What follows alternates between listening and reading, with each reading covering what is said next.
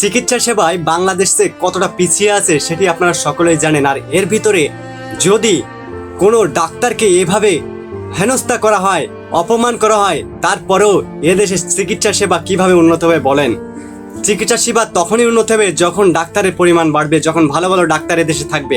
আপনারা জানেন বাংলাদেশে কোনো ভালো ডাক্তার নেই। কোনো একটি ভালো চিকিৎসা নিতে হলে আপনার পার্শ্ববর্তী রাষ্ট্র ভারত অথবা সিঙ্গাপুর যেতে হবে, উন্নত রাষ্ট্রগুলো গিয়ে আপনার চিকিৎসা নিতে হবে। কারণ বাংলাদেশে কোনো ভালো ডাক্তার নাই।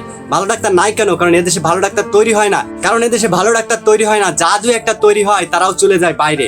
কারণ এদেশে তাদের কোনো সঠিক মূল্যায়ন নাই। দেখুন এই যে ভাইটি, যিনি 2 সহস্রাধিক ব্যক্তিকে বিনা পরিশ্রমে কিডনি প্রতিস্থাপন করেছেন, সেই ব্যক্তি পর্যন্ত চাঁদার হাত থেকে রক্ষা পায়নি।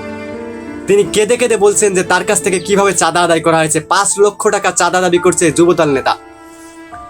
একজন মানবিক ডাক্তার যার চিকিৎসার কারণে 2 সহস্রাধিক মানুষ জীবনে রক্ষা পেয়েছে, তাকে পর্যন্ত আমরা ছাড় দিইনি। এই হলো আমরা বাঙালি, এই হলো আমরা মানুষ। তাহলে এই দেশে কিভাবে কোনো ভালো ডাক্তার তৈরি হবে? এই দেশে কিভাবে উন্নত হবে? এই দেশে কিভাবে উন্নত চিকিৎসা সেবা উন্নত হবে?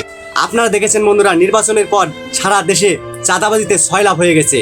ঠিক সেই সময়ে এসে একজন মানবিক ডাক্তার যার চিকিৎসা সেবায় শত শত মানুষ জীবন রক্ষা পেয়েছে, সেই মানবিক ডাক্তার পর্যন্ত এই চাঁদাবাজির হাত থেকে রক্ষা পায়নি।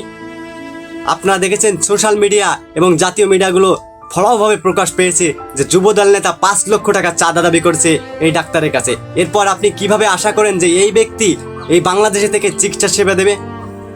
আমি তো বলতে চাই যে তার এই বাংলাদেশে থাকার কোনো প্রয়োজন নাই। আপনার জন্য এই বাংলাদেশ না, এই বাংলাদেশকে আপনারা আপনার জন্য গড়ে তুলতে পারি নাই। সেলুট এই মানবিক ডাক্তারকে যে তার বিনা পারিশ্রমিকে এতগুলো মানুষের জীবন রক্ষা করেছে। সেই সঙ্গে লজ্জা আমাদের লজ্জা উচিত, এই জাতির লজ্জা হওয়া উচিত।